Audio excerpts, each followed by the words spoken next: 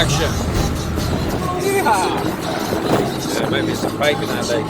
Anyway, the deal is that I just finished a video and then I just figured I'm going to do another one, but I got a few points to make. This is probably, when I write, I always start at the top. That's why I get the best job too, because I try to get the best job. Anyway, the thing is, I'm the boss, so I'm the last one to get laid off, but the fucking layoff is coming because the economy is so shitty right now. And Jason Kennedy just cut the welfare tax to only about 2 or 4%, and that shorts us out about 4 or 5 billion. But the big deal is that they'll tax an individual like up to 50%. I never went that way, but if you make $50 an hour, you only actually make 25 because they screw you out of your money. And that's the only money that this government makes is on people's taxes, because we're giving away our resources like our timber for 20 bucks a semi-load, and the oil, she said it herself, 12 bucks a barrel. Yeah, I remember I was driving down this road one time, the same road, with a cowboy. The one thing about the cowboy, you always drive your car in the middle of the fucking road. Yeah, there's little or no authority out here some days. This is the way I like it. We did have a town cop in my town, and then we threw him out. I didn't want to get tickets all the time. But in Medicine Hat, you got the cops downtown, which are like my best friends there, but in a way we're teaching each other, I guess. But and one thing I keep thinking about today is the Medicine Hat police, I can say is legit, but I will say I haven't met him yet because all my experiences have been absolutely great with the Mounties, except for I was in downtown Medicine Hat. This is something you won't read about in the papers, but the kid got pissed off, and his buddy, you know why he gets pissed off? Because they put him in jail for 1.5 years for trafficking drugs on his first offense, and he's like a child. He's 21 years old, so that's bullshit by the justice system to put an innocent child to jail for 1.5 years, because, and the undercover cop was the one who asked if he had any dope on him, so they trapped these people all over Medicine Hat. It's been going on forever. They got more undercover cops there than anywhere in Canada, I bet you. But the point is that they're half-assed legit. There was one guy who had his car towed because he was tired, but he was an old guy, he was black, and he had his bum leg, and he would skid his leg along, and he was 60 years old or whatever, and he was trying to get to Montreal on $100. But anyway, what happened was the police pulled him over and put him through some kind of sobriety test or whatever, and then they towed his car because he was too tired, they said. Okay, so that was fine and dandy, but then he ended up in the Salvation Army, and his car was like $140, and then every day is $30, so he just about would get enough money scraped up by begging and pleading with his family, and then they wouldn't have enough, and the tow truck driver, I basically told him to go screw himself 2 or 3 times, to the point where I think he called, I don't know if the cops were being called or whatever, but the thing is, can't afford the heat right now. But the point is that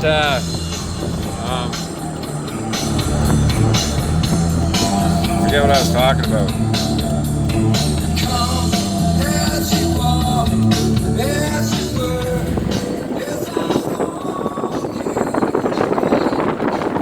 Oh yeah, anyway, what happened was I went to the police about 2 or 3 times with the guy to see what we could do, because it was a brand new car, kinda.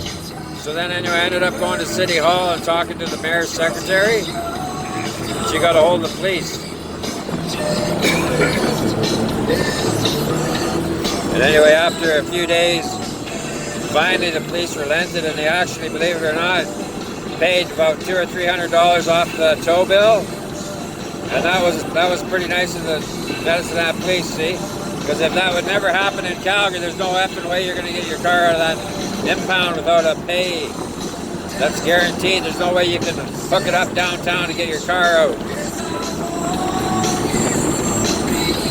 But anyway, and then one time they towed my van, but it was parked in a parking area, and then they reimbursed me. But anyway, then another time I was running to be in the election last time, the Alberta election, and then I got pulled over. And the guy just asked me if I had any beers or whatever, told me to get some mud flaps, and that's it. And he told me they had 3 guys working the night shift, which is what I figured you need. So you could run the whole police station with 7 police. And on Sundays they don't work because all their petty criminals are in jail anyway, but you'll notice on Sundays there's no cops anywhere, like the police presence is way down. They're having barbecues at Police Point or whatever because they can afford big ass houses. And I guess my biggest beef is with these speeding tickets because the NDP literally doubled the ticket because I got a talking on my cell phone ticket and then I went to court and the judge gave me I got it reduced because he was reducing everybody's tickets to the old pay scale, which was exactly at least 100% cheaper.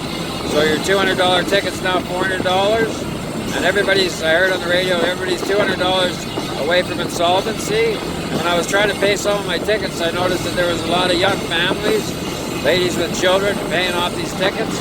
And the way they got it set up, you got to line up like cattle for half a day to get in there. And they don't let you pay the ticket, and then they give you late charges, and like it's just the biggest tax that there is in this world, just like Robin Hood and the Mighty Men or whatever. The sheriff taxes the shit out of us.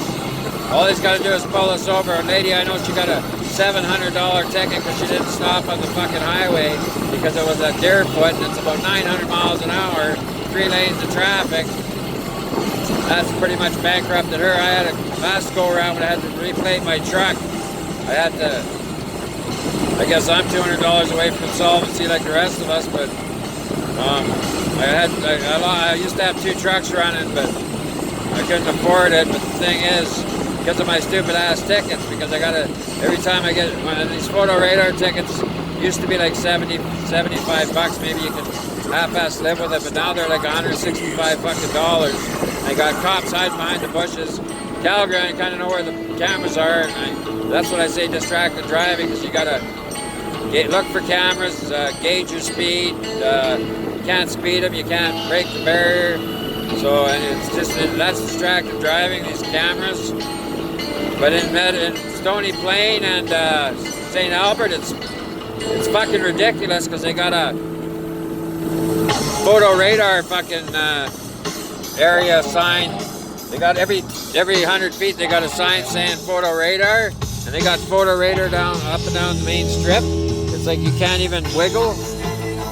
You know what I mean? But Medicine Hat, I call it the town of rebels.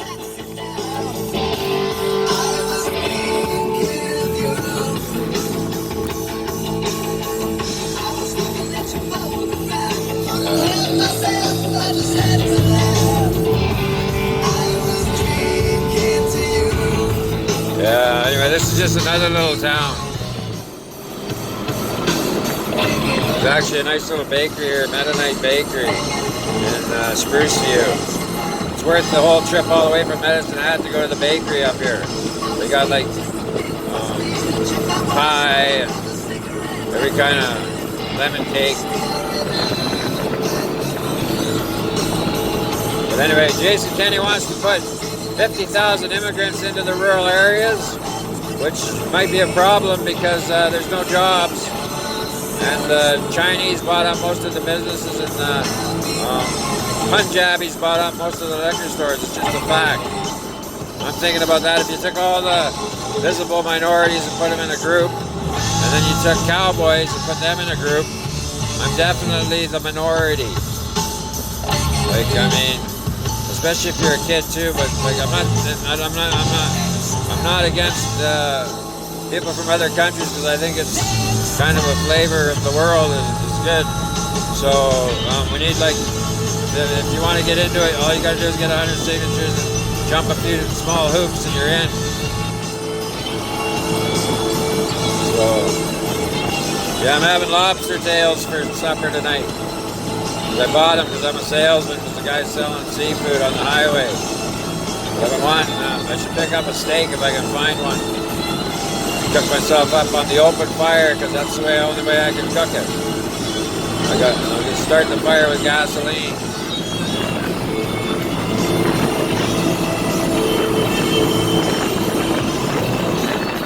Yeah, I was just thinking about marijuana. I want to, instead of, they call it illegal, legalizing marijuana, more like trying to regulate it.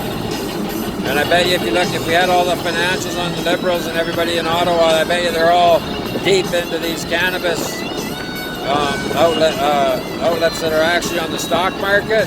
Because the average Joe, they don't give them any license. And they had to pay $3,000 if they didn't get a license, they didn't get their money back. Who's got $3,000?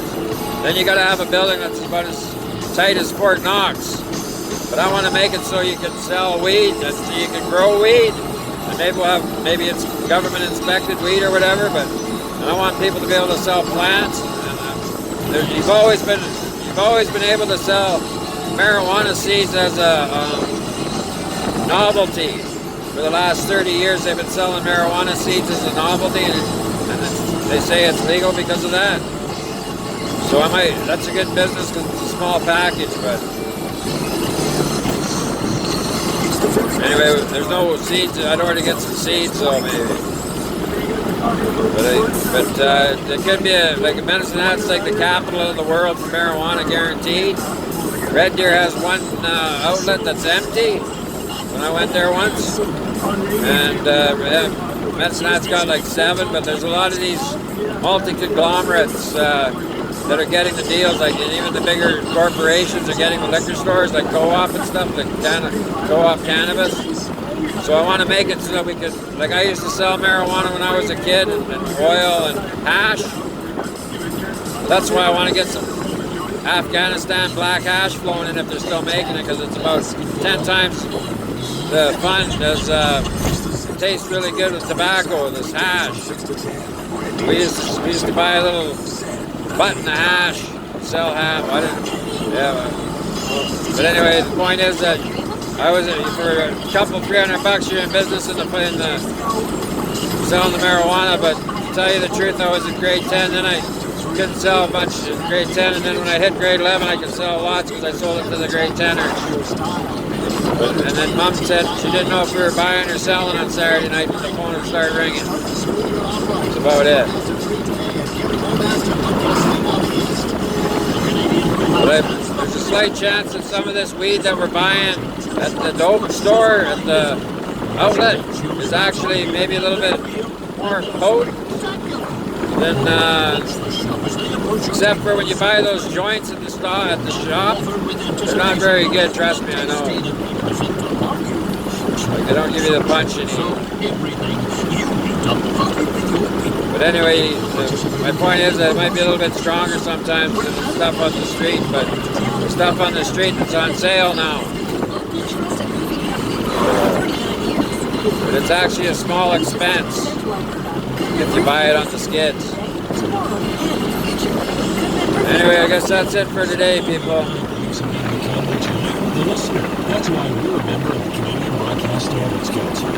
I can put a lot of miles on in a day. I can be in Medicine Hat by morning. Might start a newspaper. Extra, read all about it. You betcha, baby. $2. $1 for me and $1 for the seller. I'll supply the paper. Most wealthy men made their money on paper. Thank you.